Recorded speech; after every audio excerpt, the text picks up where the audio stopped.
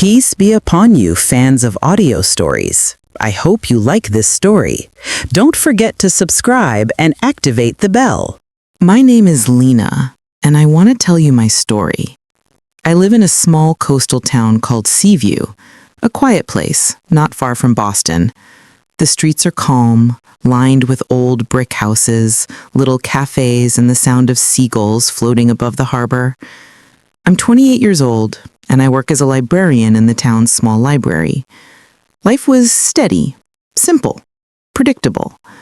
Some might call it boring, but I loved its quiet rhythm. I had a few close friends, my little apartment overlooking the sea, and a life that felt safe. I wasn't looking for love. After a few painful relationships, I convinced myself it was easier to remain alone. But life has its own plans. It brings someone into your world when you least expect it. That person was Adrian. Adrian came to Seaview for a short business project. He was different from most visitors, calm, polite, and there was a subtle sadness in his eyes. A gentle smile lingered on his face, and his voice had a soft, comforting tone. When he came to the library to ask about local books, I helped him find what he was looking for, and he thanked me in a way that made me feel noticed. I caught him looking at me sometimes, not in a flirtatious way, just a warm curiosity. I smiled back, unconsciously. Over the next few days, he kept visiting. Sometimes he asked for directions, recommendations for coffee shops, or the quietest spots along the shore. I told him about the hidden cove where the sunset was best, the bakery that made the fluffiest croissants, the small diner that locals loved. He listened intently, and I loved how he truly heard me. Most people don't. We began talking more. Every evening, he would come to the library before dinner. Some days we walked along the harbor, sharing thoughts about life, music, dreams. He told me about the pressures of his job in the city. I shared my slow, peaceful life in Seaview. Being with him felt easy, safe, seen. One evening, while walking along the docks, the stars above us and the gentle sea breeze on our faces, he said softly, "Being with you feels like coming home." Those words stayed in my heart. I think I began falling for him that night. When his 2-week project ended, he left Seaview. But we stayed in touch. Everyday messages, every night long phone calls. We laughed, shared stories, and slowly I realized how much I missed him. A month later, he returned, but not to the library. He rented a small house near the harbor and asked me to visit.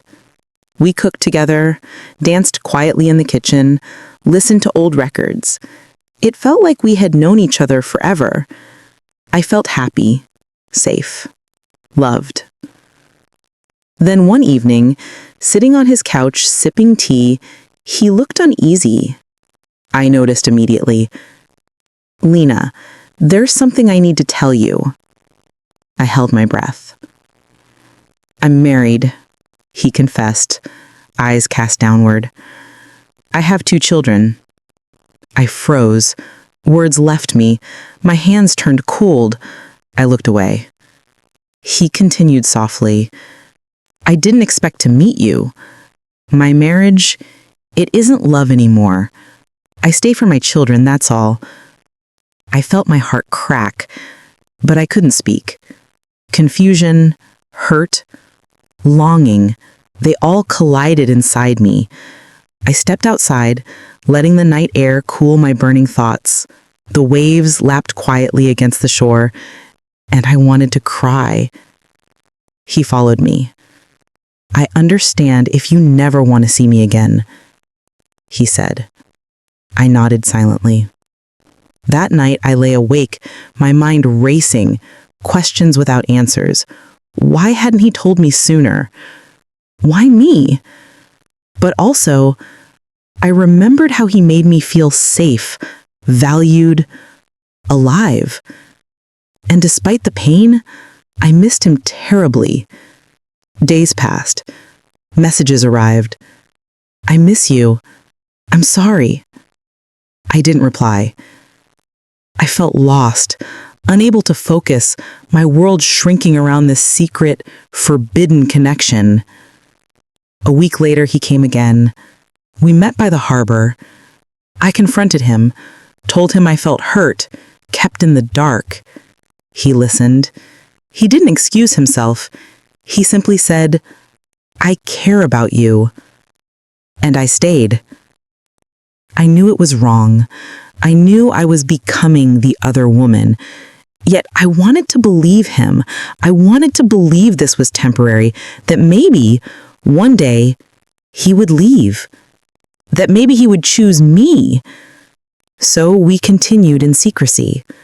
Quiet visits, cooking together, talking, sometimes sitting in silence, small stolen moments where I felt seen, valued, loved.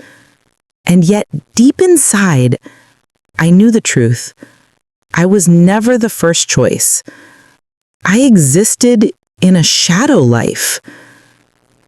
Slowly, the strain showed. My smiles faded. I waited for messages. I planned my life around him. I said no to friends. I stopped doing what I loved. My world shrunk to him and the silence around him. Sometimes by the sea, I asked myself, is this love or am I just lost? Weeks passed, and the pattern continued. He visited for weekends. We laughed, we shared meals, we held each other. But after he left, the house was empty, cold, silent. No reminders of him. He lived two lives, and in one, I didn't exist. Slowly, I realized I deserved better. A love that didn't hide, a love that could be lived fully, openly. One evening, when he arrived, I told him finally, I can't do this anymore. I love you. Maybe I always will. That I need a full life. I need someone who can give me all of themselves, not part of their life. He looked down. I can't leave them, Lina. I've tried imagining it, but I can't hurt my children. I nodded. I understood. And I also understood something else. That night I cried, not for him, not for loss, but for the me I was reclaiming. The next morning, I walked along the shore. The sea was calm. The waves whispered. The wind brushed my face. For the first time in months, I felt peace. I was not waiting for a call. I was not chasing shadows. I stood there fully present, fully me. Months passed. I reconnected with friends. I rediscovered my joys. Reading by the water, walking through town, quiet coffee mornings. I started writing again, capturing my thoughts and dreams. Slowly, I healed. And then I met Ethan in a bookstore, a fellow writer, gentle, patient, kind, not in a rush, not hiding anything. He listened. He remembered little details. He made me feel safe, truly safe. We spent months together, simply walks, talks, coffee, shared dreams. No secrets, no shadows, only light, only honesty, only love that didn't demand sacrifice or concealment.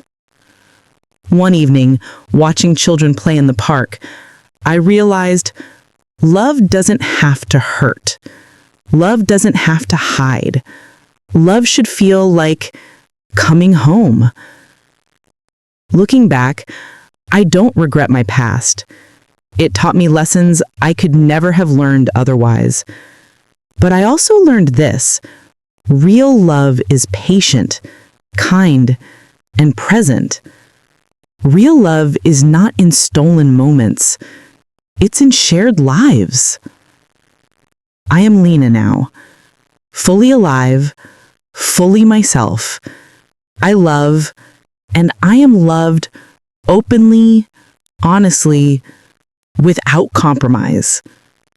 And that is enough.